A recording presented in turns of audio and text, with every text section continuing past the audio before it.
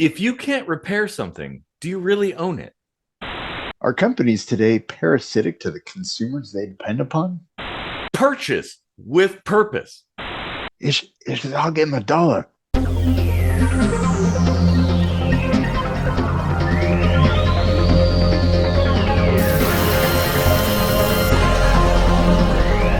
Enable program leasing diving. Loading Deere posit mod.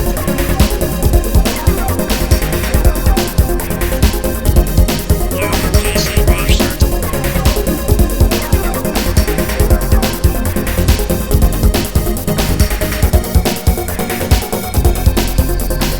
Initializing season 6 of Kitchen Sink microscopy. Oh, all right. Welcome to another Kitchen Sink Microscopy. I'm Eric Rosenblatt. And, we'd love it if you'd like and share this video, leave some comments down there, subscribe to the channel if you haven't already. Yeah, that'd be great. Well, I guess that makes me, by process of elimination, Eric Rosenblatt. Wait, Casey Rochford. Yep. Casey Rosenblatt. It's like USB, like it's a 50-50 chance, but it always takes three. It does. It's funny how that works. Well, we write our own music, and you will find that hanging around at the end of the episode. So you should hang out all the way over here, right? No, there. I think it's there. Yeah. It's there. Yeah. Over there. No. A little red line. Yeah, but don't just click there. But at 1x, 1x speed, just like watch the whole thing. Yeah. Exactly. Yeah. So what are we going to bore people to tears with today? Well, okay. So I recently did a minute microscopy about phones, and it got me to thinking about the concept of right to repair, which is kind of a new thing. Not that long ago, it was just assumed if you bought like a TV or something, it was yours, and a lot of times stuff came with schematics, that parts lists and things like that. Right. And nowadays they're sealed and glued, and yeah, good luck getting parts. And if you're buying parts for like an Apple product, it's probably going to be seized at the border, and you're going to be charged criminally for that.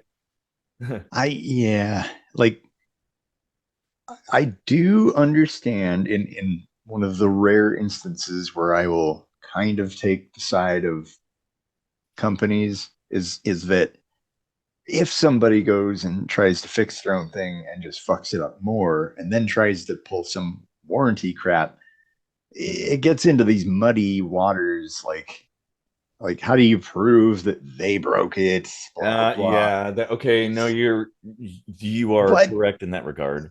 But that should not actually, like that said, that should not be an excuse for not providing the option to do it yourself. If you're able to, just make it really clear, like, hey, if you want to go and fix this, don't come crying to us with a warranty. That's how it used to be.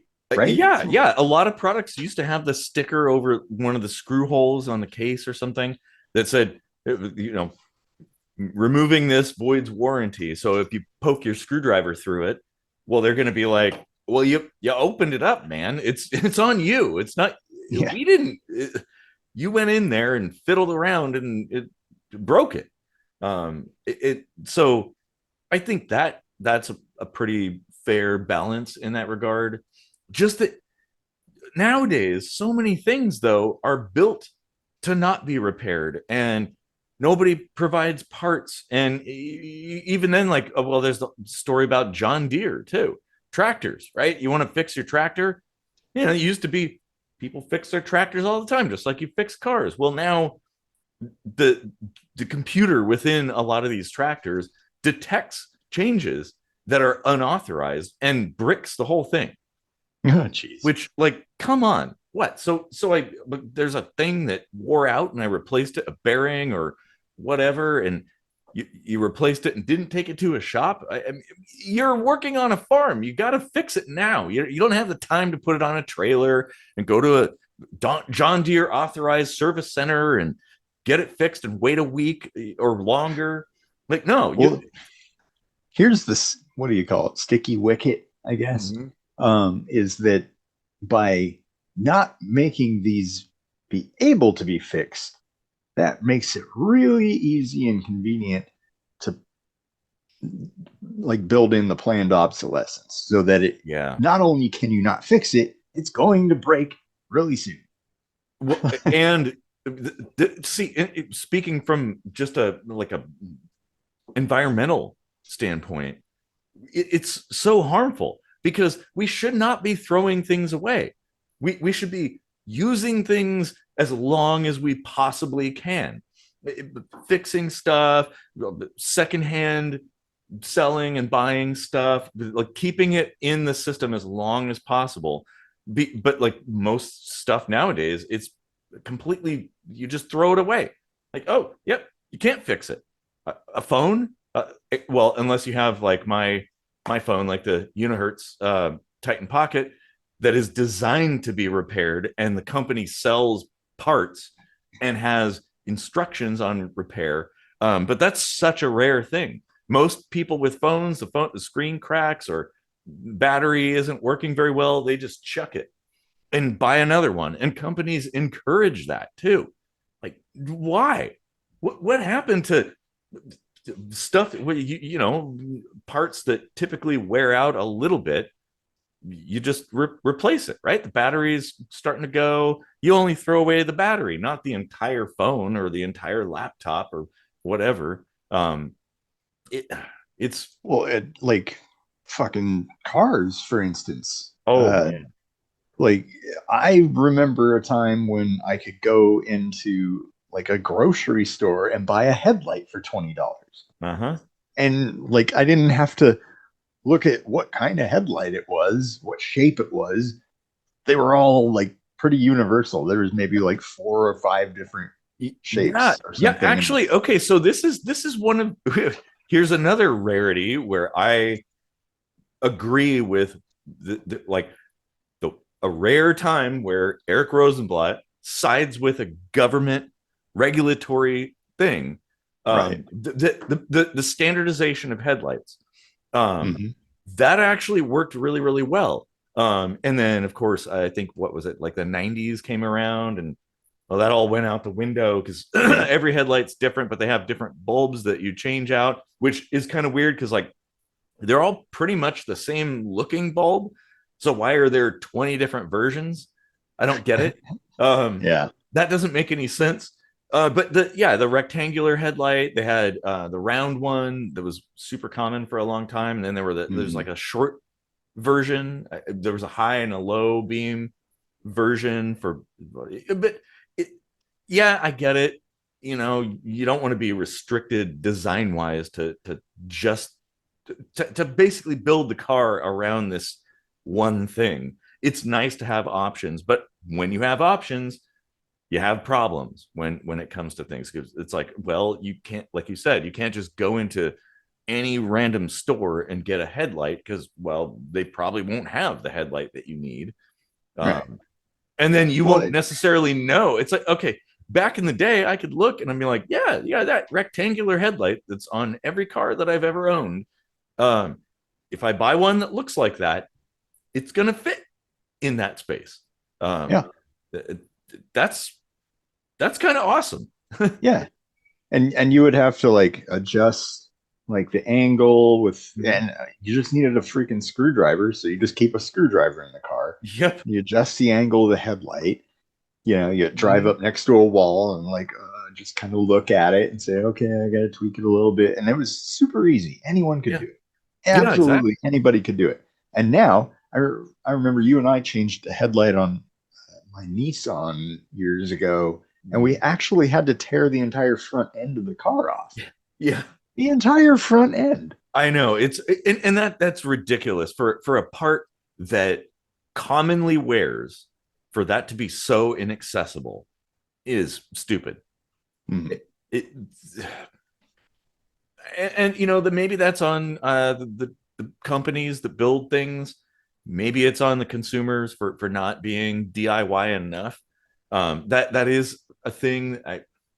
I'm happy to see more and more people, especially kids, being into the building stuff and the maker movement and everything like that to me it warms my heart.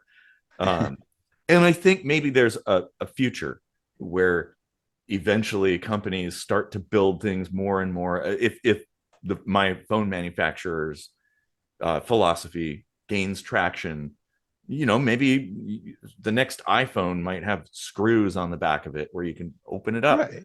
And Well, so you made a good point with how the government had transportation regulations about parts. I don't even think it was just headlights. Like they even went into like you have to stock parts for 20 years or something for each model and blah blah blah. And I don't even think that's the case anymore. So like if no. it's like a not so popular 10-year-old car, you might have trouble finding parts and stuff. Mm-hmm. But like when it comes to it, doing anything possible to protect the environment, do you think there should be some kind of return to form where we have the government kind of step in and say, hey, stop screwing people over because you're also screwing over the entire earth with like, It, all this waste with cell phones and stuff like make a parts catalog, put some screws on the damn thing, and you can even like put the little rubber caps over them so it looks sexy or whatever. But well, just make it so you can actually work on stuff. Well, that's a good point. And also not essentially punishing the end user for trying to fix it themselves or trying to get parts that, oh my God, so many companies, especially Apple, they're notorious for that. Oh my God. Well, and the And printers, like even when we had our yep. business, we started seeing some of the Mm-hmm. tech in the printers be like, "Oh, that's not a real HP cartridge." Uh-huh. It's like, what? How do you what? Yeah, why is that? I mean, I get why they do it, but they shouldn't. And well, so I guess I have too much faith in the average person to be able to come together and sort this out. Like we totally could. Absolutely. We absolutely could, as a community, as a species, put together a system to essentially organically force companies to behave properly. But I guess, maybe people it's been too long. And so people are not kind of in that kind of mindset. So maybe in that regard, this is where I maybe think government action is kind of the only thing, at least for now, to maybe kickstart that. And that's where the right to repair movement like is very important to me. The John Deeres and the Apples and all these different companies that make it pretty much impossible to work on your own stuff. Like, okay, I would be I would be completely all right with companies restricting people meddling with stuff and opening the housing and replacing parts if you were leasing something, if you were renting it, right? Right. But if you pay to buy a thing, okay, it's now yours. It is your thing. And by extension, I mean, you have a right to do whatever the fuck you want to do with it, be it fix it, modify it, destroy it, whatever. It's yours. You paid for it. The company sold it to you. Like, at what point does that tether connect back to the company? Well, what about software? Like if you buy a piece of software, well, it used to be you could buy a software. Now it's all subscription. So you're kind of tethered to like these monthly payments, which of course you pay way more in the long run than you ever would have or ever should. Well, and that, no, you're right. And one of the issues, and it doesn't suddenly become open source so that you can tweak it to your whims. No, and one of the problems there with subscription and cloud-based stuff is that if the company decides one day, we want to change things, or we just don't want to offer this anymore, they can pull the plug and you lose access to that. A tool that you used to use. You're like, oh yeah, I have this hammer.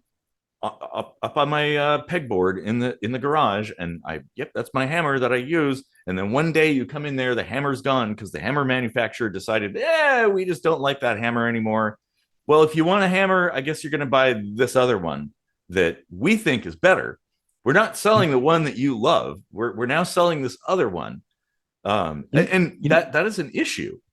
We should like buy an island somewhere and just call it like the 1985 emulator and just construct like a whole society that's able to run all these old things and just bring all these parts and stuff and build software that can run the old games and everything and programs and whatnot and just like basically time travel. Man, well, if it's sufficiently offshore, it isn't beholden to any country and their rules. If you're in international waters, well, you might need some armament if to be able to pull that off. You got to have a little bit of teeth, but it's doable. Yeah, that would be awesome.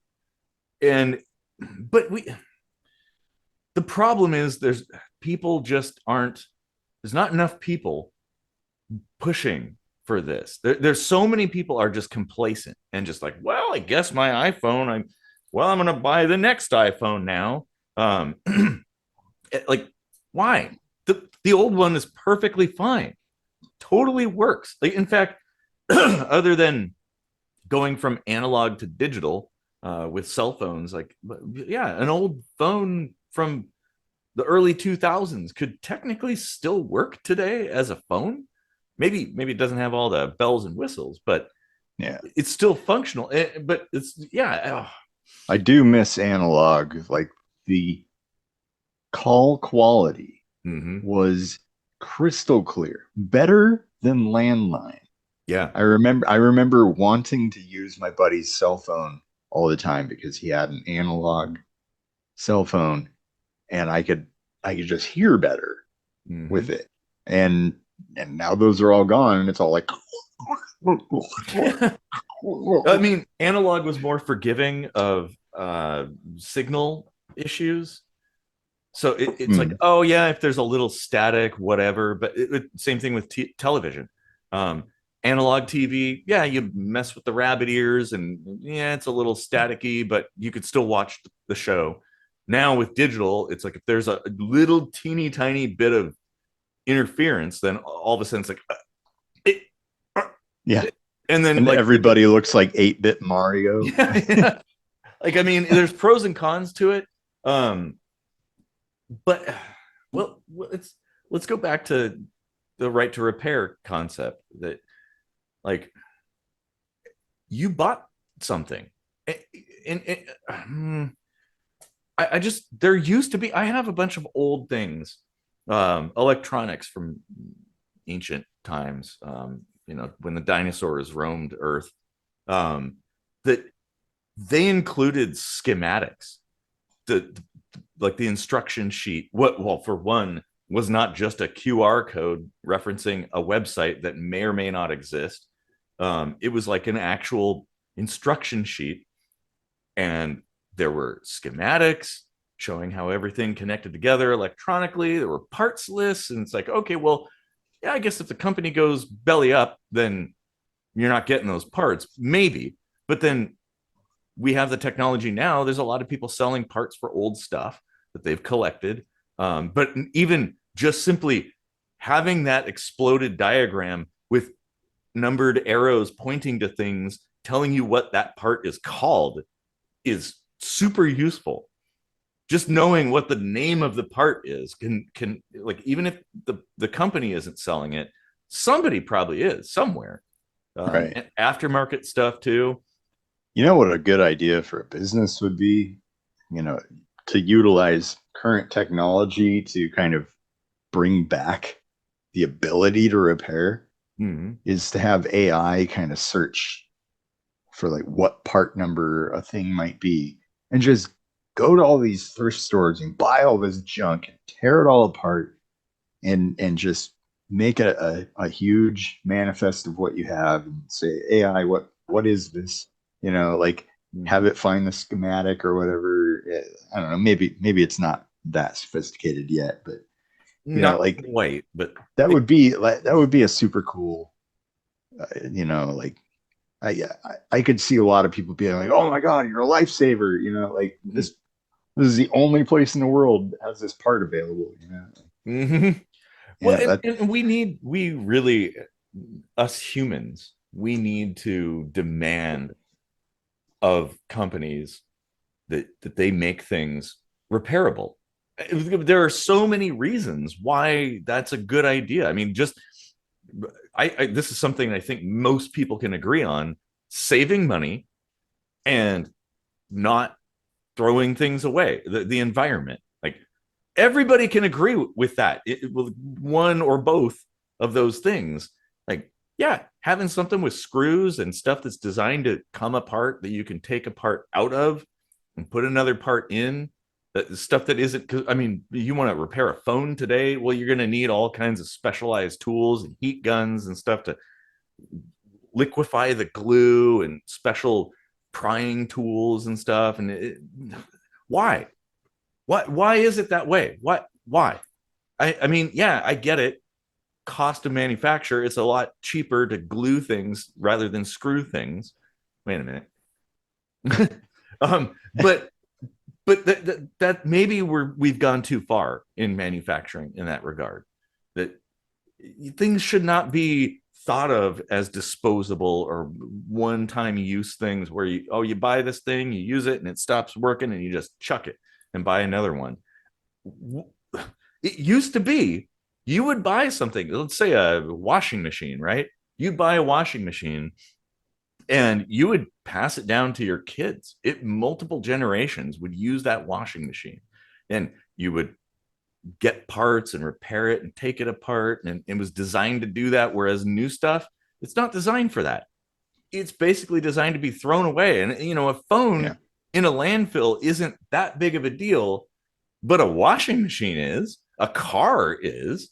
Like what we need, or a tractor, right? Right. You're gonna throw a I think tractor away. I feel like since corporations kind of run the show, uh, as far as the government is concerned, I think they want us to be moving away from a place of private ownership of things to licensed use. Yeah. Like, Well, that oh, goes along with the "you'll own nothing and be happy" doctrine, I guess. Well, I'm not happy. I'll say that. right. Swivel on it, punk. Yeah. Because with all these things, like the reason they make these cell phones so flashy and sexy and pretty and doing all these cute things that are basically useless, and then throwing in like a good camera to make it seem like it's actually sophisticated. I think they're just doing that so that they can slap this huge price tag on it, knowing that most people are going to be locked into a contract with them, and then make the thing break after a year or two. And well, we just happen to have the new asbestos one with less buttons and a slightly better camera. Yeah. For only 3,000 more than the old one. Well, and here's the thing: human beings do not see in 4K. So, having a 40 megapixel camera is kind of pointless unless you're a professional. And if you're a professional, you're sure as not using a phone. So yeah, I mean, a lot of the stuff, it's superficial changes that they do. And yeah, you had a perfectly functional device.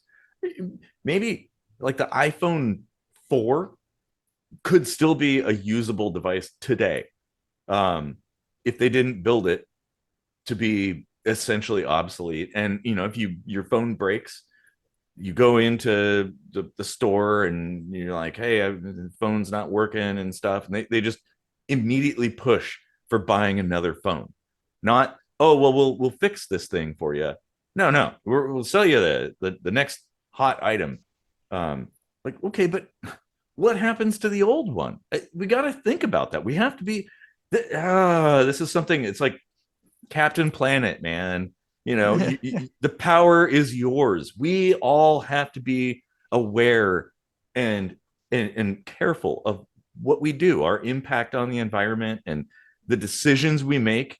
And we should be deciding on things that are not designed to be discarded, that are designed to last and designed. I mean, yeah, you pay a little more money. Actually, no. With the Unihertz phone, it's actually a fraction of the price of most flagship phones, like Samsung's phones and Apple's phones and stuff. And man, they make some really cool stuff.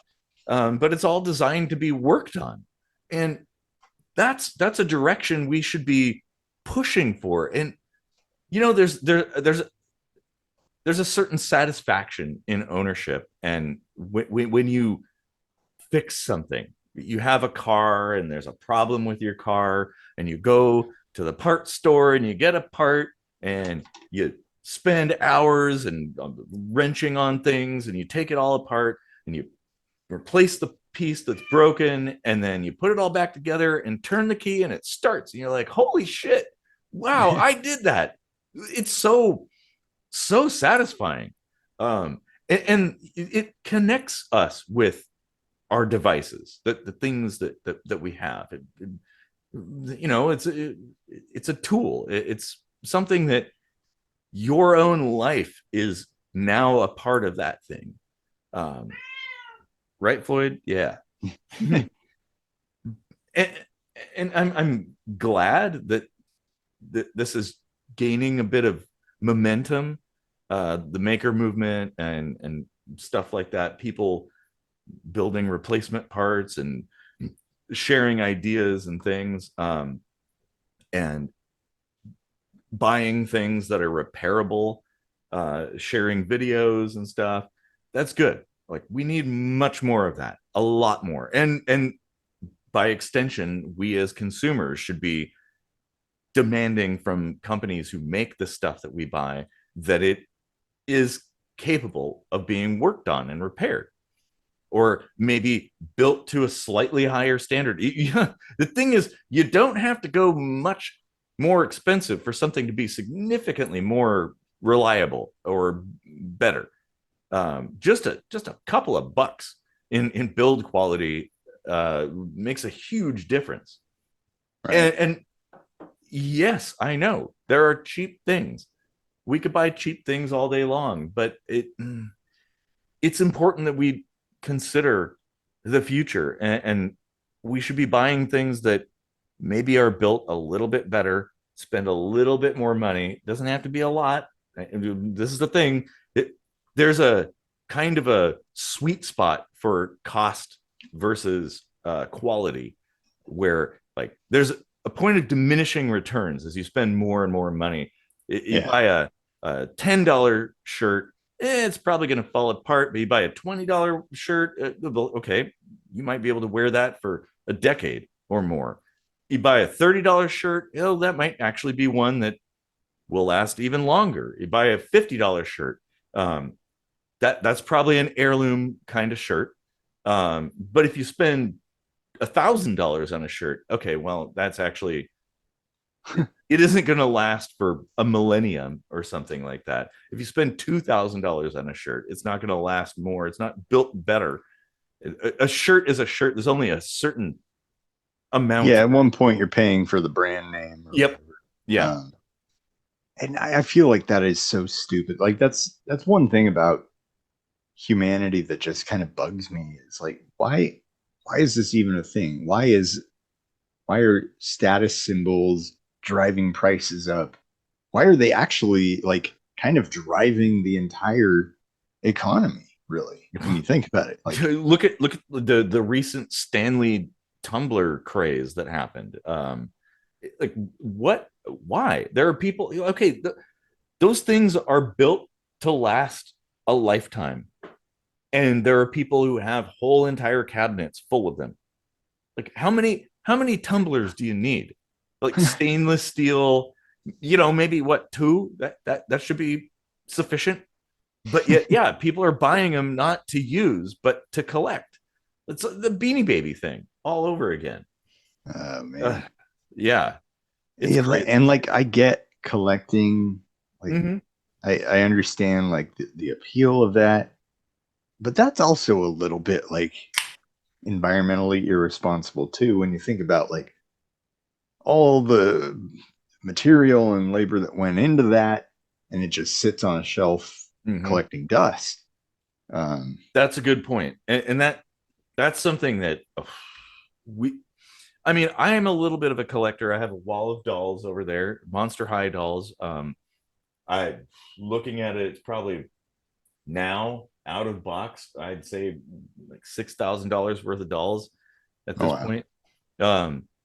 But I didn't pay that much for that. But maybe a minimal collection. You know, you collect with it, just pick a thing, and there's your hobby of collecting. You collect whatever it is. But I like using things. So my Monster High doll collection, they're out of box. They're not sitting on a shelf in a box. Well, I have one um in a box, but they're out of the box. They're like, hey, oh yeah, you can play with these dolls. They're here. They're accessible. Um it, You you're don't have right. to go into too much detail about what you do with these dolls.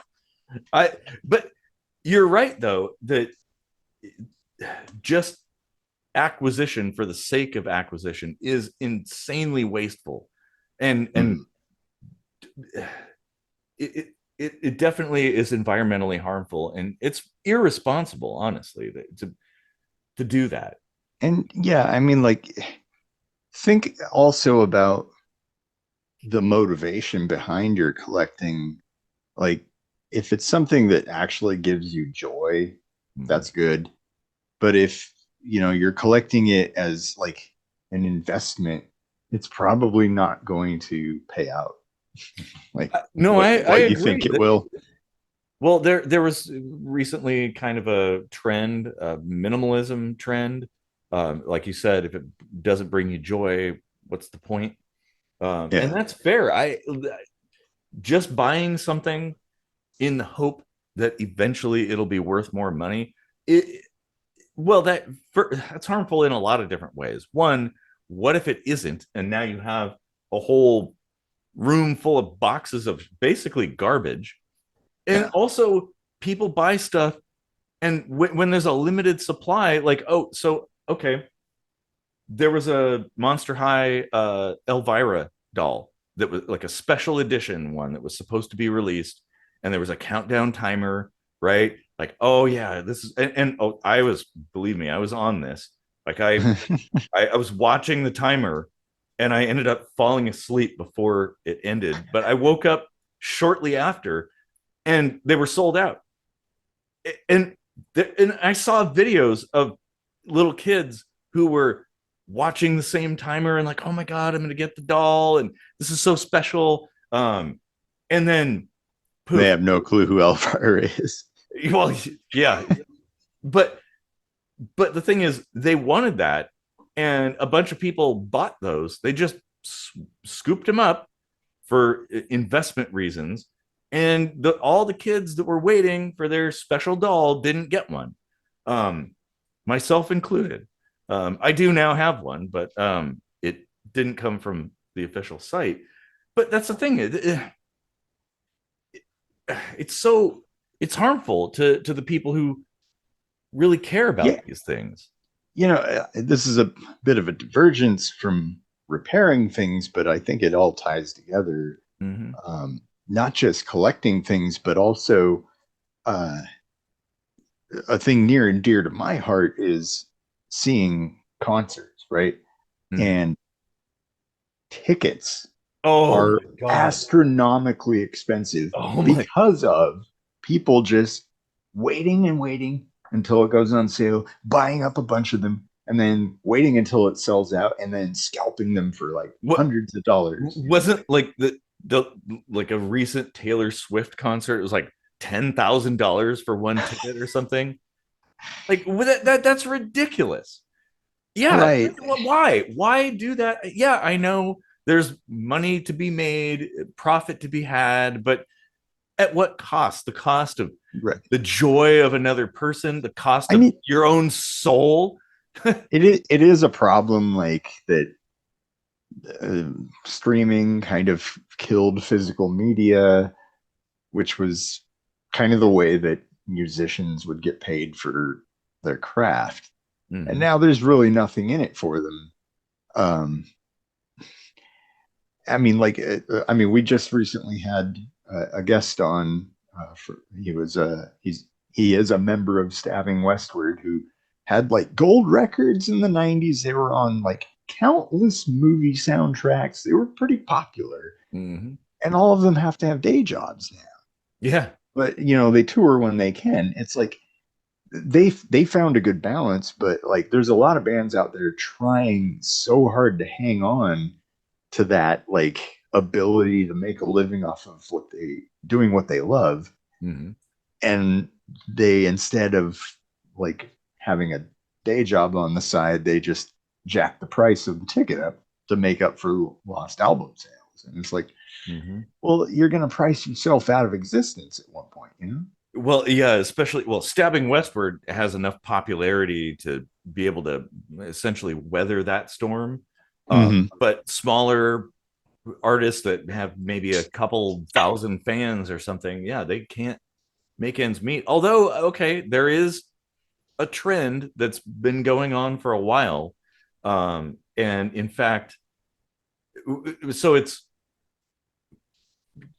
fans buying physical media, so vinyl records, even cassettes. In fact, one Mm-hmm. of the old cassette manufacturing companies in the US, they like, I saw an interview recently with somebody that runs that operation, and they were saying like the craziest thing. So now, today, 2024, this company is producing cassettes almost to the same scale they were in the 80s, Wow. which is insane. And that's because, so not everybody has a cassette player, and there's very few new ones being made right now, and they're kind of all crap. But fans aren't buying the cassettes today to listen to. They're buying them as kind of a token of support for the band. Like, hey, Yeah. it's like buying a poster or a t-shirt or something like that. You're not buying it necessarily to consume. It's sort of a little memento of your support of that group. And cassettes, yeah, cassettes are a thing apparently. Yeah. I mean, I do the t-shirt thing because I feel like at least if I'm shelling out money, I want it to be something that I can use. And And also, that's advertisement. That's free yep, advertisement for that's me. that's what I was gonna say. Yeah, you walk around and go to the store with that T-shirt. Now everybody sees that band, and maybe Mhm. they're like, "Hey, who is that?" Well, this Yeah. guy's interesting. You strike up a conversation in line, waiting or something, and yeah, that's a good thing. And so that maybe that's a reasonable sort of collecting and consumption that doesn't necessarily have a function per se, but Well, it might though, because going back to what we talked about earlier, this whole moving away from ownership and into licensing, there are a lot of albums that I really miss because they don't have the licensing to be on streaming. They might they might have all their other records, but then they had this weird spot where they were with a different record company, and that record company went under or whatever, and now they can't get the licensing and blah blah blah. oh, So there's entire albums missing from catalogs of artists. They're just gone. If you don't have physical media, tough shit. this is true. TV shows, movies too, they suffer the same fate. Yeah. And And I'm kicking myself because I had the physical media, but I had to get rid of it at one point to size down, moving into smaller and smaller places and moving across the world and blah blah blah. But now I'm like, shit, I missed that album, and I know I'll never hear it again. Like at least not for now. if you're lucky enough to hear it on YouTube, maybe. But Yeah, well, if YouTube doesn't crack down on, or oh, well, not YouTube doesn't succumb to the whims of some ghost corporation to crack down on somebody posting something. Right. Which, and this is where I firmly believe in kind of open source, and patents and copyrights kind of don't make a lot of sense, for a lot of reasons.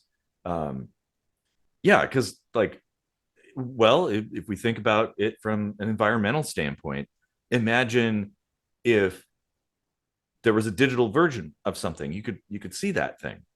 Oh yeah, it's up on YouTube or Rumble or something like that.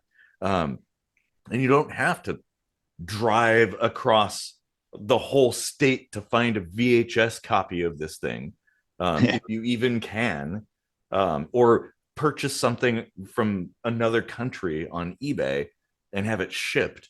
Like that's kind of wasteful. Yeah. Well, actually, again, Stabbing Westward, one of their albums is one of the ones I'm talking about. Like their self-titled album was on like a one-off on a different record label, and it's not to be found on any streaming services that I know of. YouTube does have them, but like that's not. I'm not shelling out money for the YouTube subscriptions and stuff, so it's not really like a convenient way for me to listen to music. And that's so mind-boggling to me that they wrote that music, they produced that music, it is theirs. Yeah, okay, yeah, you were, well, that's why umbrella. I was like asking him, like, do you have any plans to re-record that? Because they wanted it to sound a different way anyway. Mm-hmm. Like that, I think would actually be a really good seller, because it's become kind of a cult classic, and it's scarce. Mm-hmm. So like that would be a really good capitalization, I think. Yeah, I agree. Oh, man. And I urge other bands to do the same thing. Like if you've got an album that's locked up in legal bullshit and it can't be found on streaming, re-record the fucker. You own the music. I mean, hopefully. Like sometimes you don't, but mm-hmm. Or I mean, just release it as a cover album. Even if you don't, yourself. yeah, exactly. Cover your own music. Yep. Yeah. You'll pay royalties, but you'll get the check. So I mean, what a weird world we inhabit. Well, like, okay, let's circle back to right to repair, because that is sort of a thing. I guess it's a movement that's going on, where like John Deere or Apple or whatever, these different companies that are draconian with their litigation or litigious activities, against litigiosity. Yeah, they're like anti-consumer, which is weird because they're selling to a consumer. But right. Oh yeah, that yeah, you could buy our stuff, but don't mess with it. It's parasitic behavior. Yeah. Like, I'm not going to kill you because I'm feeding off of you, but I'm hurting you. Yeah. Uh-huh. No, that's about the right way to put it. Yeah. And we as consumers need to band together, force in numbers. The thing is, you can vote with your wallet. Well, most big corporations, they have a board of directors, and they have people, investors, and shareholders and stuff, who are kind of pulling the strings behind the scenes, and all those people care about are the bottom line, like the numbers. And so if we can affect that, we can affect change, because they're going to see, oh, oopsie, not a lot of people are buying product X. Why is that? Let's investigate. Oh, it's because they want to be able to fix it. They want to be able to open it up. They want parts. They want service manuals or whatever. And so the only way to sell product X is to sell it along with schematics and service manuals and stuff. That needs to happen more. We have to. Oh, going back to Captain Planet, the power is yours. We need to like make that a reality. I don't know. Well, and the thing, like a company like Apple, now they're known for phones. Once upon a time, they were known for computers. They still even make computers, if I'm not mistaken. Yeah, they do. But you never hear about that product. Like it's become like the stepchild of Apple. Like they're kind of like, oh yeah, we made computers, and we kind of still do, but you want the iPhone, right? Like instead of coming out with the brand new iPhone every year, just like go back and forth between that and computers because like you've already built this cult around your brand. Whatever you put out, you could put out socks with the Apple logo on them, and people are going to be like, I gotta get the new Apple socks. Yeah, they'll be lining up. They have less lint in them, this year. Like, even though they're made at the same factory as like the Nike socks or exactly. And like, yes, technology is like rapidly advancing, but not so rapidly or even so slowly as to be an every year sort of thing. Like new things are coming out all the time. They already put it off, make you wait for the newest bestest thing until the next year. But like, is it that great? Usually not. And no, that's why they have to like gussy it up and make it look all super fancy and everything and do all these different things and change this for no reason and change that for no reason. Well, I would ask the Apple fanboys who are watching now, how many iPhones do you have in like a lost cabinet somewhere? The thing is, like I said, they probably would still work. The differences between the iPhone 15 and 16 are negligible. There's almost no difference. It's like pretty much the same thing. And so what's the point? What? Now you're throwing away that thing and you're getting that thing? Okay, yeah, okay, fine. If you have a broken screen, yeah, I get that. But you Apple people should be pressuring the corporation to make products that you can fix. That like Apple, all the Apple bros out there, they're all, oh yeah, hoity-toity, I got my turtleneck sweater and blah blah blah and saving the planet and stuff. Like what? Really? The economy is the problem because these corporations are under pressure to show profit every year. And if they did something like that, if they didn't have the newest, bestest product every year and the one before it just happens to break in about a year, then they wouldn't be able to show these. Sorry. Yeah, they wouldn't show these record profits year over year. It's the shareholders, essentially. Yeah. Back in the day when it was greed. Back in the day when it was Steve Jobs and Wozniak, working in a garage, building computers using wood and stuff, they had a different vision. But now, well, the company, yeah, it's taken on a completely new, like a life of its own. And it's not the same thing. I don't know. It's the shareholders. That's the problem. Yeah, like I don't necessarily fault these people that had a dream and a vision and created something that became huge. I think they just fall under pressure or even kind of have the rug pulled out from under them by other greedy folks that just see a cash cow for them to ride the wave on. Well, they come in and they ruin a good thing, exactly, and that's really, that comes down to scale. When you're working in a small scale, a small group of people, you have one visionary behind everything, for better or worse. Sometimes there could be a bad visionary, but oftentimes it's one person who kind of spearheads all of the operations, and when they're gone, everything falls apart. The Soviet space program is a good example of that. Well, and the U.S. space program back in the day, there there were two visionaries, one on each side of the planet, um, and that's how all of this amazing stuff happened. And when they're gone and things scale up, and there's too many cooks in the kitchen, all of a sudden, well, you're basically making garbage food now. Um, Well, space isn't real, bro. oh yeah, it's a dome. That all the rockets, they're just balloons and stuff. Oh man.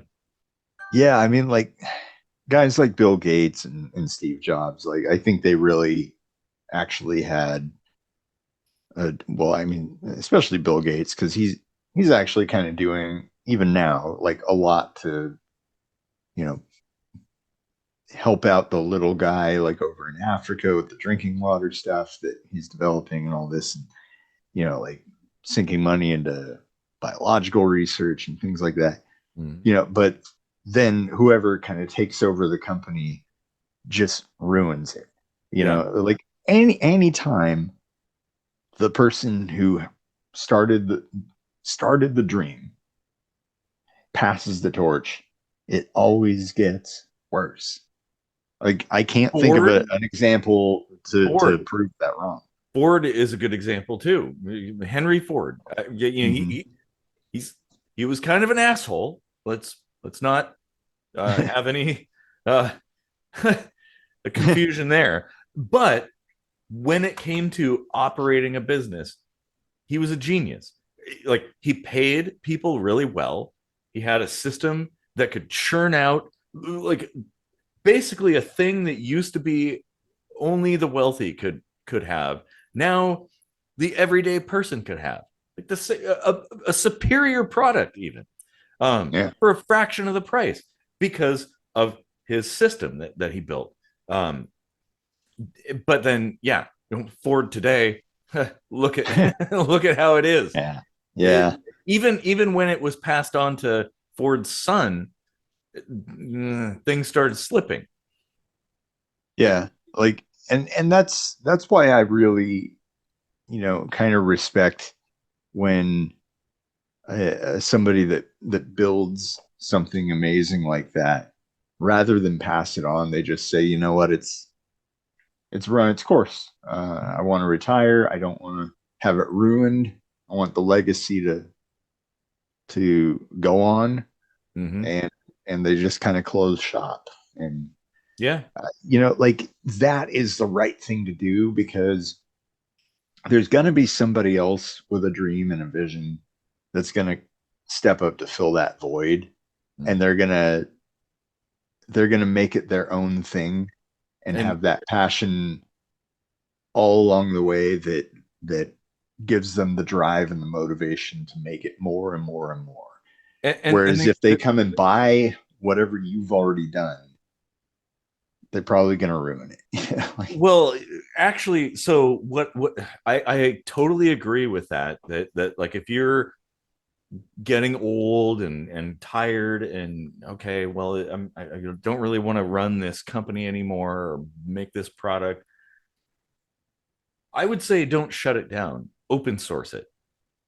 That like this is something id Software did with Doom, for instance. Like okay, it's run its course.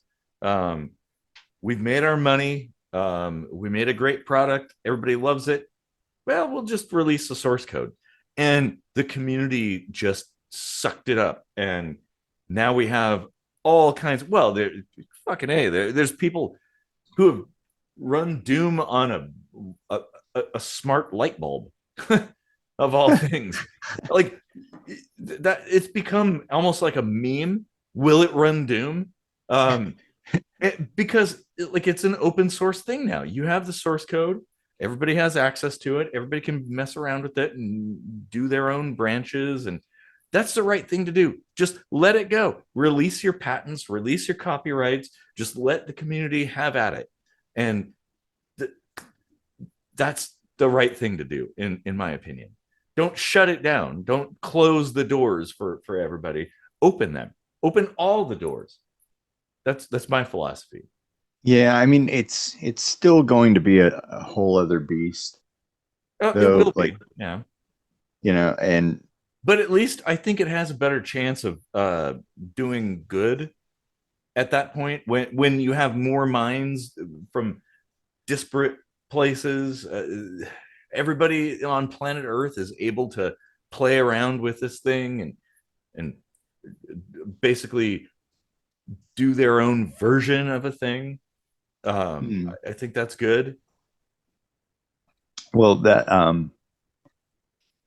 swinger club that I had gone to years back was at the time owned and had been built by like this 90 something year old guy Hmm. who was all into the original swinger movement in the 70s with his wife and everything, and she had passed away like some years before, but he kept going with like the thought of her in his mind, and his central theme was making a safe place for women. Mm-hmm. And because of that, he didn't he didn't trust anybody else to do it justice, not even his own son, who ended up opening a different swinger place. But like he basically just sold it to an apartment company so they could bulldoze this beautiful mansion, these beautiful grounds that he maintained by hand by himself. Oh. Like, he was like, you know what, no one's gonna do this justice, so that's it. Doors are closed, and like, I kind of respect that. Yeah, I do too. Because not everything can operate in open source. Like that I don't think that could have worked. Well, and we don't know that's the thing. Because Is open like, source depends on a majority rule in a way. well, it depends on many minds working on things, and who's to say what the outcome is going to be. Uh, Mm-hmm. it, the same thing if you pass the torch to another leader, another person who's going to spearhead the operation. You don't know how that's going to turn out. So, in that light, yeah, I totally respect that decision, because, well, it it could go positively, it could go absolutely negatively. You have no idea what's going to happen after you Yeah. let that bird out of the nest, so to speak. Yeah, I'm really struggling to think of a time that somebody said, you know what, when it changed management, things really went uphill. It's usually, oh, when they changed management, everything went downhill. Well, Like Wendy's, for instance. yeah. Okay, corner gas stations, that tends to be positive generally for a time. And this is the thing, we have to understand that things are cyclical. There is no baseline, everything's always good. It goes up, it goes down. Things are responding to the circumstances and the environment in which they exist. And sometimes a good idea exists at the right time. Nikola Tesla, for instance. Sometimes it's the wrong time. Well, Tesla, owned by Elon Musk. Elon Musk is like the modern day Edison with less actual talent. Yeah, yeah. Okay, now okay. I don't want to be a hater. Like, I do appreciate the fact that he's trying to do stuff. He bumblefucks his way through things and doesn't necessarily make the best decisions, but he's at least doing, like, trying to do something. He has a dream. I don't know what it is. It's a fever dream, probably, but like, at least I can respect the fact that he's taking all that money he has and is trying to do something spectacular. Um, Yeah, I mean, SpaceX is probably about his, the only his pseudo decision spectacular. making is definitely in question. I at least have made good decisions in the past, and I've made good decisions in the future. Is that a Dan Quayle quote? or is that a Bushism? That's the Dan Quayle. Yeah, man, that's old school.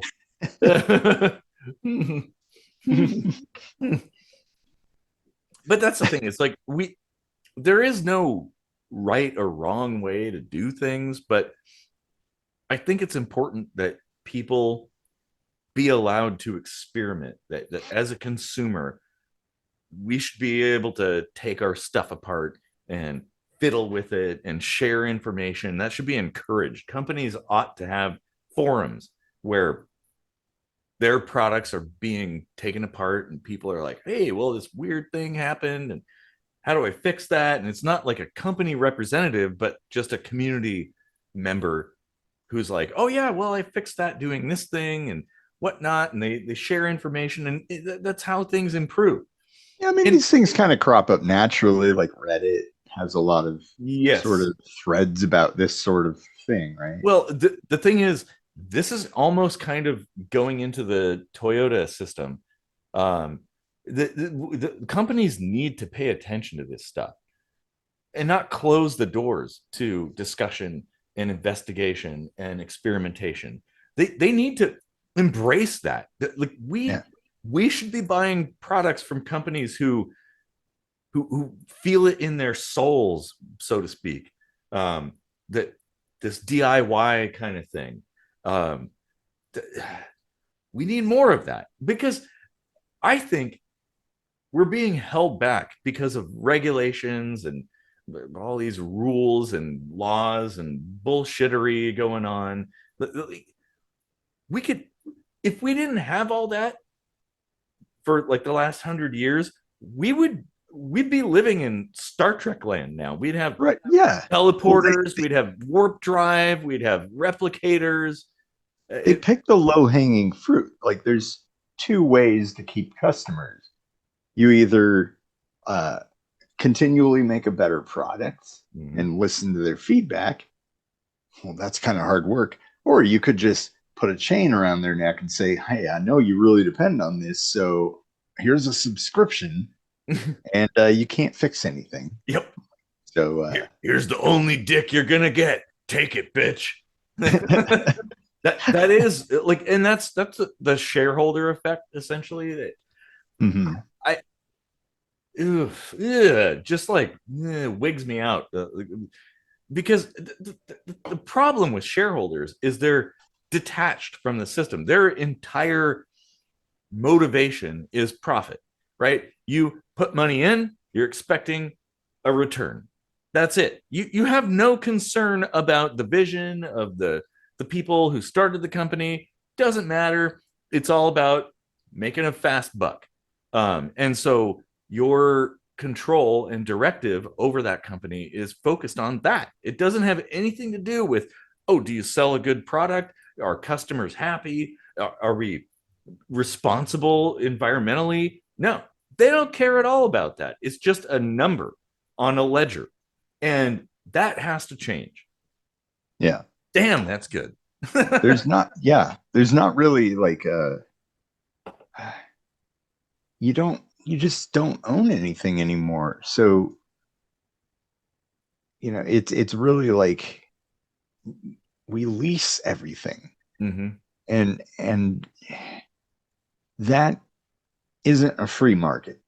Like you can't have a free market when people can't have the ability to own something, to tinker with something, to like find the faults and give feedback and have a better product be made. Like exactly what you were saying. Like we could be so much further along if we were focusing more on better quality rather than quantity of money that only a few people are seeing.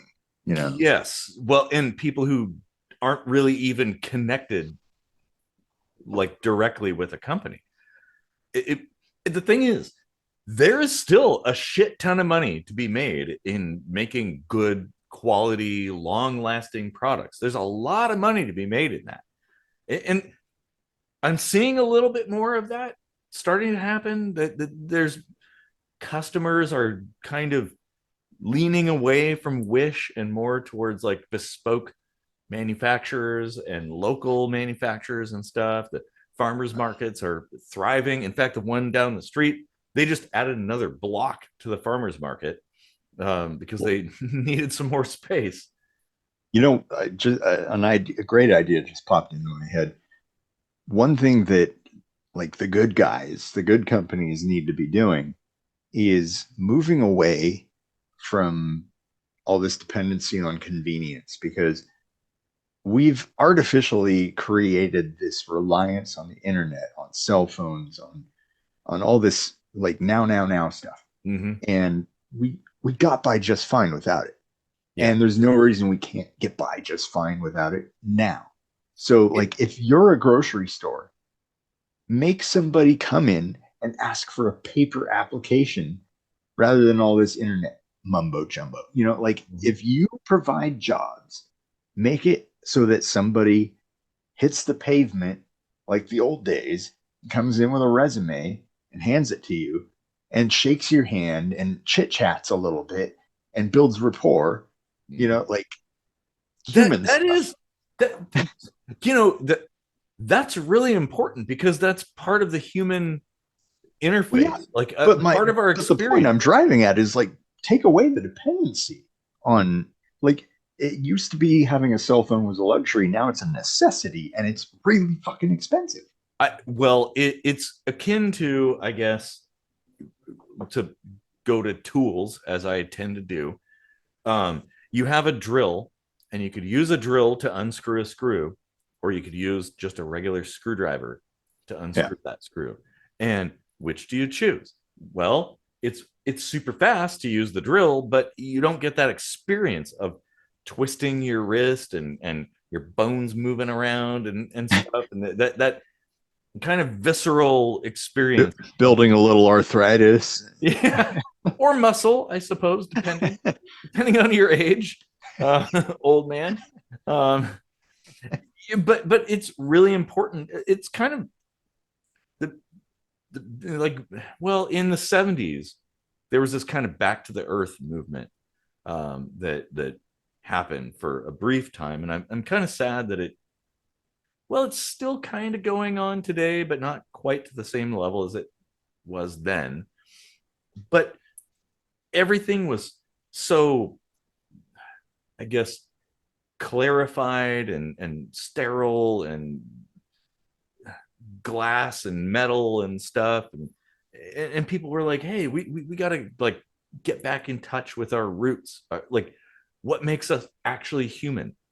And people left the cities and went out into the country and bought land and started farms and stuff, and succeeded or failed and wrote books about it. And maybe we need another revolution of that sort today. Something different. And like you're saying, the paper application, I think that's awesome. I maybe the option to have both would be good. Well, I mean, you could actually, like, if you were a business that didn't rely on finding talent from far away and could totally do that, you could take out a billboard saying, you can apply for a job here without the internet. Mm-hmm. You know, like there would be a huge amount of people that would actually be like, oh, wow, like that would be super convenient for me because like I can't afford the internet right now. Well, and as an applicant for a job, that face-to-face interaction is super important. In fact, my experience, I went to get a job at the mall at Kit's Cameras back in 2004. And that was back before there was like a lot of internet stuff. But so I filled out an application and talked to the manager and stuff. And he's like, well, we don't really have an opening, but I'll check it out anyway. So eventually he called me back and we did an interview sitting at the Annie Ann's pretzel place, like the chairs that are right out front there. And it was my conversation with the manager, Charlie, that convinced him to hire me, even though they had enough people. But they still hired me anyway. Yeah. And that see, that's a lost, like, you don't have that happen anymore. Like, mhm. in fact, half the time people won't even read your resume. No, I oh never no, even needed a resume until the internet became a thing. I, Like, you're right on that. You would fill out an application, and that should be sufficient. yeah. Ugh, totally crazy. What? And we're losing something. You're correct in that people use these automation tools to circumvent the need to actually read applications. They use AI and stuff. And yeah, don't get me wrong. I think a lot of these tools have their place, and they're really, really awesome. But becoming solely dependent on these is harmful. Harmful not only to the general public, but harmful to the business too. Because maybe you might there's a nugget of gold that's being obfuscated by the resume. That you're like, oh, we don't hire that. We're going to hire this guy, and then it turns out, oh well, they're a total dunce. Oh, that sucked. Oopsie.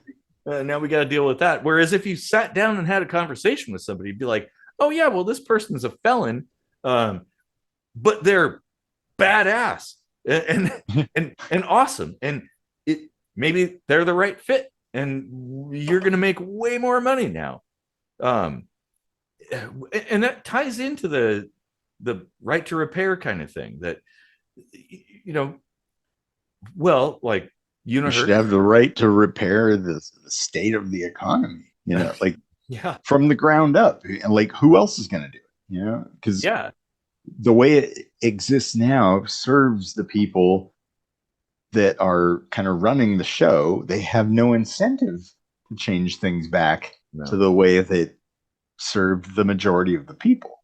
mm-hmm. So, like, we have to take initiative Yes, to move away from these creature comforts that we've built and kind of go back to the old days of, like, hitting the pavement, like going turning a out and doing things, screwdriver. getting out. Yeah, like turn your own screwdriver. I always do that. You know what? Like, it's not even just like a pride thing, but like, it's better for the wood, Mm-hmm. like, to go slow, and it's better for the screw too, because like that, like, split second where it's like already in, and the screw and the drill's still going, it just like kind of pre-strips the screw, so when you need to Yep. take it out, it's already a pain in the ass. Well, and the thing is, using a drill it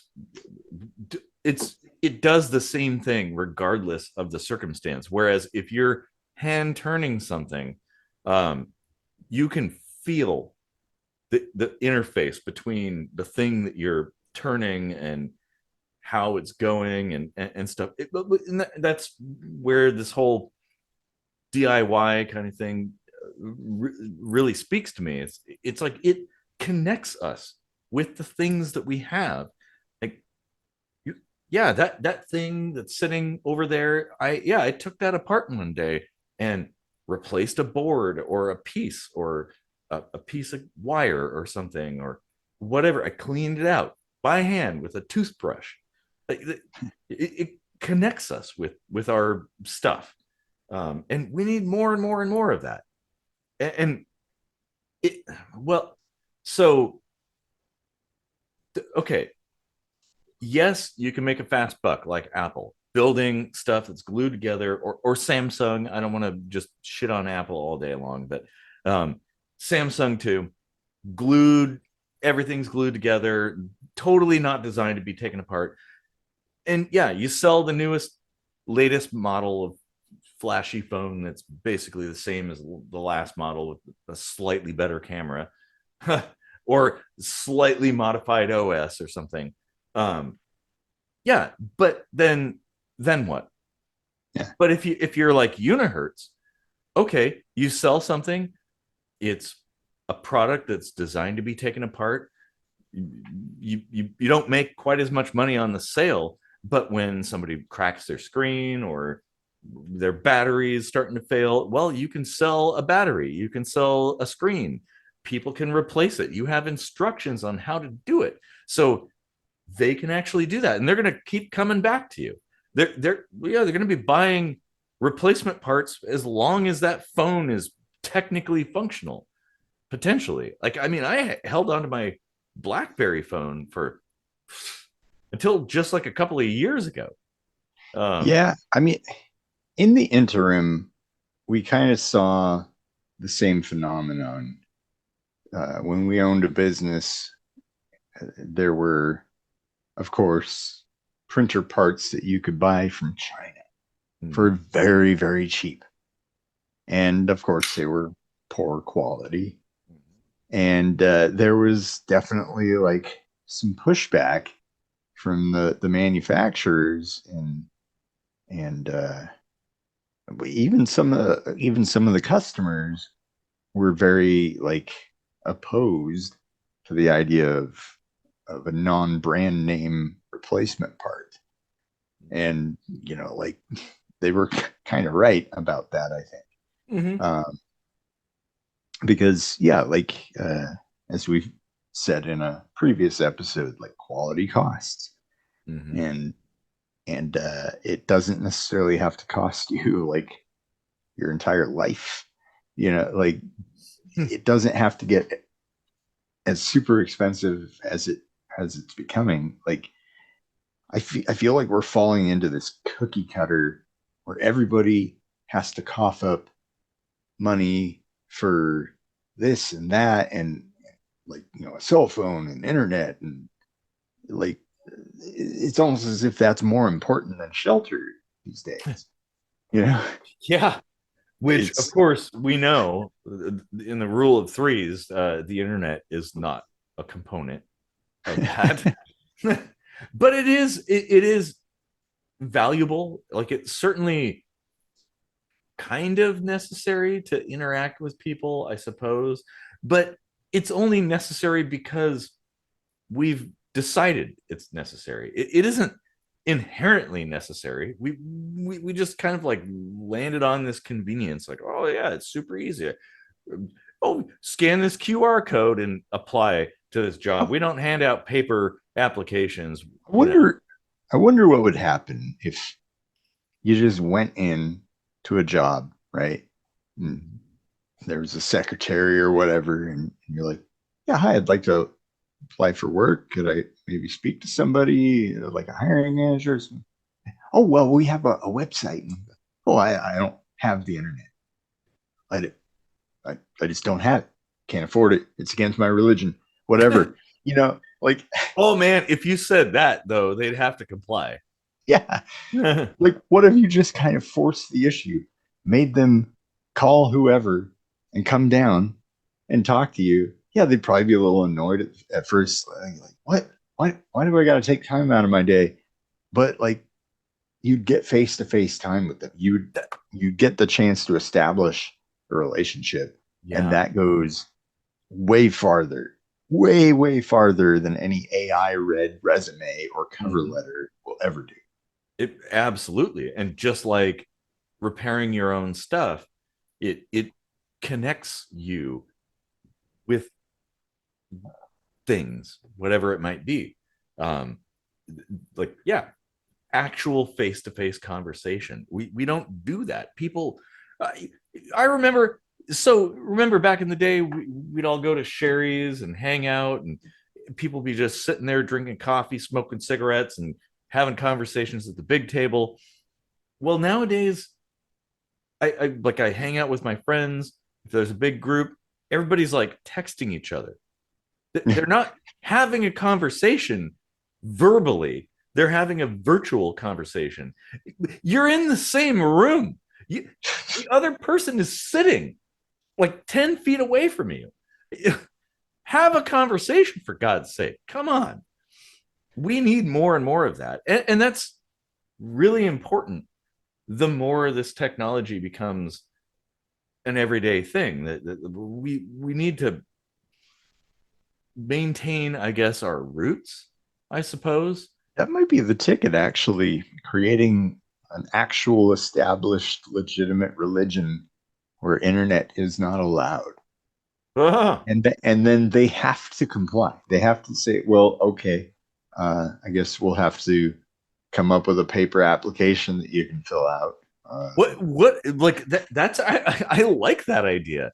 That that's actually kind of brilliant. As long as it doesn't go too far, um, we do need that. Like eschew the technological easy button, like just click and scan a QR code thing, and I mean, yeah, it's maybe pick up. effectively the Amish religion, I Yeah, suppose. kinda. Yeah. Well, they're still able to operate today in modern society somehow, even Yeah, though they don't have any. Well, they secretly do, I guess, have a little bit of they, technology, but they're able to they make it work. yeah, they do have to branch out a little bit now and go look for work in the real world, but like they they must have to find a way or a place that's still willing to entertain a non-internet uh, facilitated way of applying for and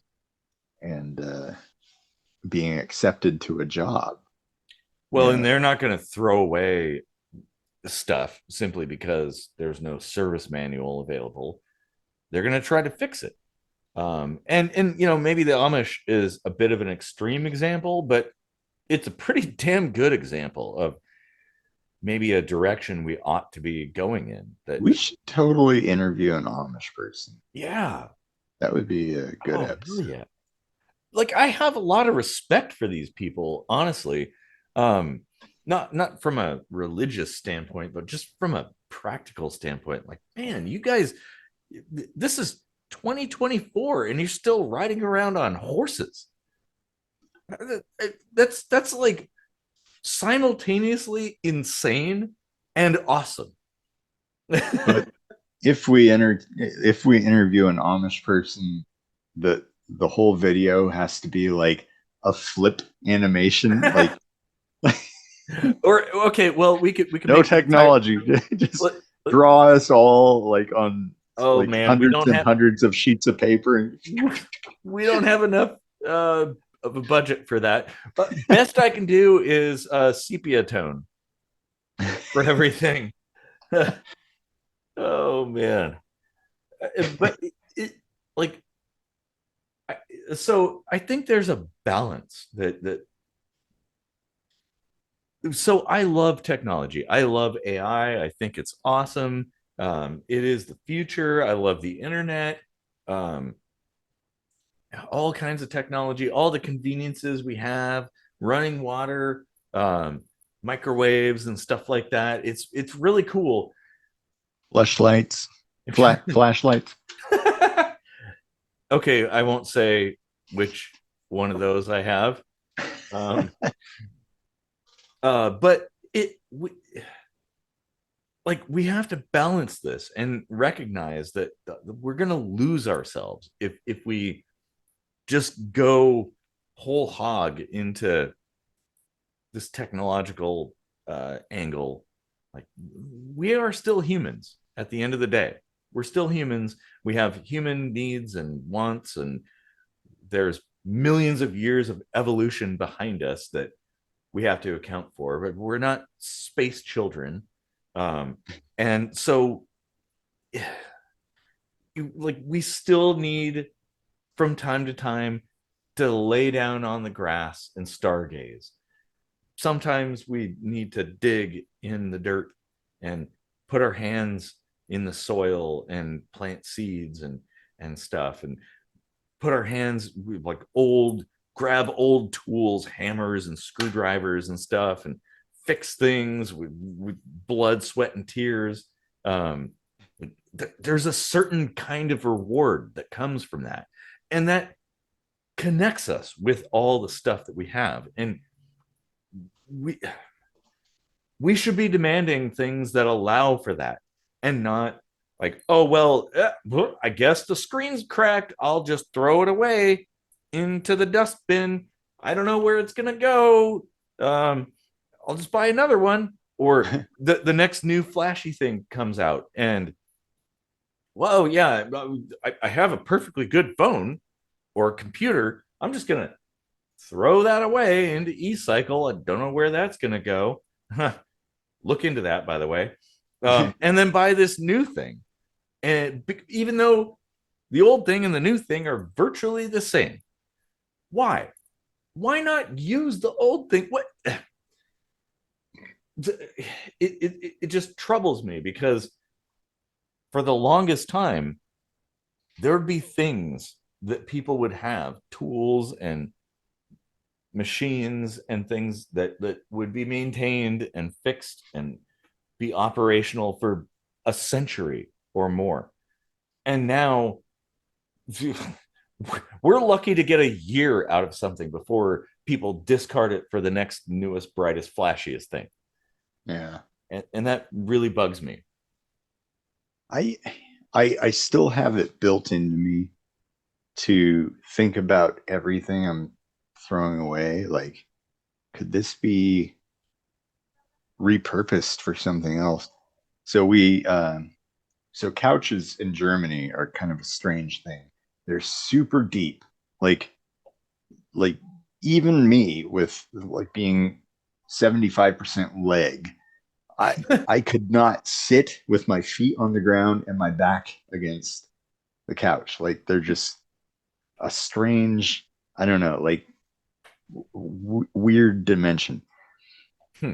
But we needed a new couch, and we went and found one that was actually like one of the rare ones that was similar to a more of like an American couch. And then in getting rid of the old couch, um, uh, we needed to like hack it into pieces with an axe to like get it out the door. And the back cushions in German couches have this kind of novel ratcheting sort of system where you can lay it flat or have it at whatever angle you want. So you could like set things on it, or you could use it as a headrest. Mm-hmm. And when you tear the cushion off of that, you've got this cool like hinge thing with a flat board on it that can be like adjusted to various angles. And I was like, that could be used for something like, but like I haven't got around to like integrating it into anything. But still, like that part of me is there. It's like, don't throw that away. That's super cool. Like I can use that someday, maybe. Well, or someone else could use it. Yeah. That's where we need. This is where technology is nice. Is we need a community where people that have stuff that's cool like that. Oh yeah, this piece from the couch that could be useful. I don't know what I would use it for, but somebody else might find it useful. And like, Well, hey, I'll tell you even what if I you just want to do with give it it away. is I've got this area touch, like a MIDI controller, Mm-hmm. and uh, it it kind of lays flat on my desk, and I kind of thought it would be cool to have it like be more ergonomic, so Mm-hmm. where I could like either like fold it away or like tilt it up to use it Mm-hmm. um, as a keyboard effectively. Yeah. But I don't think I really have like the right surface space to integrate that into my desk, unfortunately. Uh, But something like that is what it could be used for instance. well, the fact is, a lot of stuff that we throw away could be reused. We need to be pushing more and more for that. The sharing of resources and basically our junk that other people. Oh yeah, if I'm going to throw it away, before I throw it in the bin, I'm going to put it out to this community and see if somebody wants it. And it could be as simple as a Craigslist style listing, like, oh yeah, there's a free thing. I've got this thing that it's in the front yard on the curb. It's yours. Go ahead and take it. There it is. Like, and I recycling. Well, it's not even recycling, it's reusing. That's way better way better if a thing Yeah. that you're about to throw away, someone else can repurpose and turn into something useful and keep using. Um, and that's the thing, like the stuff that we buy, we need to be constantly aware of what we're buying and buy things that are designed to be like have a long life. Um, and purchase with purpose. Oh, damn, that's good. That could be a t-shirt. Man, that's good. But we like when we buy something, it shouldn't be with the mindset of oh yeah, I'm just gonna buy this thing because I want this thing or I need something or whatever. Or I don't know. There's a lot of well, okay, I'm guilty of this late night drunken wish purchases, but like I still keep things around. I like you. I when I throw things away, I struggle to do that. I don't want to just discard a thing that could have use somewhere. Like if everybody was thinking that way, if everybody or most people were aware of that, like it would be a way different world. Yeah, I mean, I'm I'm definitely guilty of having random stuff like a dancing data. Um, I mean, but that's cool. things that bring me joy. I've got a t-shirt, well, like a button-up shirt made of $1 bills over here. Uh, I mean, but why not? that's cool. Like somebody put effort into that. Yeah. It's Well, and art. that's a thing that someone else will buy if you don't want it anymore. Mhm. That's something we have to be cognizant of when we purchase things. That hey, make sure that it's a thing that somewhere down the line, when it's no longer serving you or bringing you joy, that someone else will buy it and it'll have a new home and continue living. I wonder if that shirt is my size. I wonder if I could put that on. Should we And then like do an segue? economy episode wearing that. Like Yeah. Oh, but see, that's like I would totally buy that. I'd buy that for $1. so it's worth $50. Well, maybe not now. The bow tie and the cuffs are $5, actually, but the rest of it's $1. That's awesome. Man, this has been a very deep dive into Yeah, all kinds of things. yeah. I thought like, oh, this will be a quick, short episode, but we've gone on An quite a hour while. and a half. An hour and a half on this particular topic. Damn. Man. And we could go further. Like there's so many more angles to this, but I'm almost out of beer here. uh-oh. Yeah, me too. I've got like half a space dust left. Which means my bladder's getting full. Your teeth are swimming, so probably time to end the episode. I mean, I hope everybody got something. I'm sure there's thoughts. Please leave thoughts in the comments down below. Let's keep the conversation going because this is a very important one. It's Yeah. near and dear to my heart. I'm sure you, Casey, too.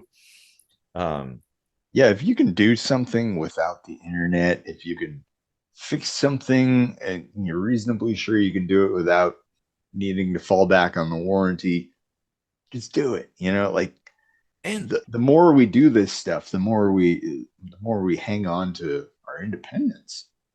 exactly. And we as consumers, we should be conscious of what we're buying and buy things that are built to last. Yeah, I know it's going to be a little bit more expensive of course. But buy things intentionally that are designed to last a while, that maybe, I don't know, consider if you have kids, consider the thing you're buying, handing it down to your kids. Well, if it's not like food or a consumable, obviously. But well, that would be anyway. This can of soup has been in our family for 3 generations. Yeah. It clunks now. Mhm. But it's important that we put aside like pay a little more for quality, a little bit more quality, because that goes a long way. And demand of manufacturers that things that we buy are repairable by design, that they're not glued together and designed to basically be discarded when the next model comes out. Like, if any company does that, stop patronizing them. Yeah. If the item you're buying has a comma in the price and it's not going to last more than like 2 years, really think about it. Mm-hmm. Really think about it, because that's not necessary. It really isn't. Mm-hmm. And we can't do that with everything, but we should be doing it more and more. Like, just put some thought into the impact of all the things that we're buying and why we're buying things and what they're going to do and how long they're going to last. I mean, there are cheap ways to get by, even using technology. Like, you don't have to have one of the flagship cell phone services. Like, you might even find better service with something super cheap. Like, when I moved to Germany, for instance, and I needed to be able to like call and talk to my parents and conduct business and stuff like that, it would have been an on top of the monthly bill, an extra $100 a month for Verizon. Whoa. And I was just like, you know what? Fuck you, Verizon. I went and found a company called Tello, Tello, that does free international calling. Wow. The only catch is you have to have Wi-Fi. So, I mean, of course, there's a give and take here, but it's $7 a month. Wow. $7 a month, and I can call the US right now for free. Bad. and when okay, so if you have things that are taking up space and you want to get rid of them, consider the secondhand market. That should be the first destination when okay, this thing is not, I'm not using this, I haven't used it in 10 years, or it's a little bit broken, I'm don't have the candle to fix it. Like, put it to the secondhand market, because someone out there is going to take that up and use it. And that goes into the people that don't have the means to buy it new. But, well, you buy it used, you save a ton of money buying it used. Like that we need more of that. Like, things should be in the system for a lot longer than they are currently. And we should be encouraging the companies we buy things from to produce things that can do that can stick around for a little while and pay a little bit more money. We don't even have to, honestly, we don't even have to pay a little more money. They make plenty of money. If they wanted to make quality products and just sell less of them for the same price they're selling now, they would still be turning over plenty of profit. Well, that's what I had said earlier, that is totally possible. The shareholders, like, fuck you. It's I'm sorry if you're a shareholder, but there's enough money there. Just because you can get more doesn't mean you need to or should get more out of it. Like, that's how you become a parasite. Well, that's kind of what I was saying earlier, is like, at what cost? Yeah. The cost of your soul, the cost of the planet. Is it worth that just for some artificial? The cost of a decent livelihood for everybody. Like, Oh Like, yeah, like yeah. That's the the thing whole is, system has become so corrupt, so one-sided that it is impossible for anybody to really like enjoy their life unless they get super lucky. yeah, yeah, And and that's wrong. it's not a world I want to live in, honestly. Uh, oh man, wow, we like went all over the map here. Holy moly, this is As good. usual. Uh-huh. This is good. Very good. But I'd like to hear what people have to say. Provide your thoughts. We don't have all the answers. We're not necessarily gurus, sort of, but Yeah. uh, Yeah. I mean, like, we're pretty wise, but yeah. but in the circle that we can observe, there are other people in different places, different walks of life, and whatever that may have cool ideas about things. So share them Yeah. down there, please. And Like, not only share those ideas, but share this video. Think of one person that you could share this video with that might actually like gain something mhm. from this message, or Or any be one of the messages within, yeah, or be in a position to affect change. Like maybe they Yeah, have the resources to do that. especially that. Yeah. That's we're in this together. This is a big ball of dirt. We're floating around in space together on like we got to figure this out. Yeah.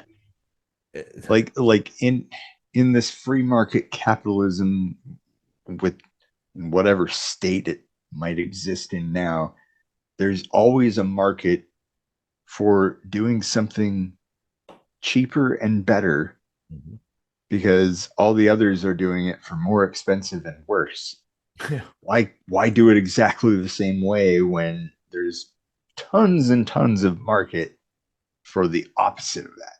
Yeah. Like, Well, and that's kind of what I'm saying. Like, be a wise consumer and be considerate of what you're purchasing. Purchase with purpose. yep. That's gonna be a That'll t-shirt. be our new t-shirt. Yep, I think so. Oh man. Well, thanks everybody for sticking it out to the end. I know both of us we've had enough beer and it's probably time to use the bathroom. So yeah. Well, And enjoy now the a word from song. our sponsors, Pfizer. Pfizer.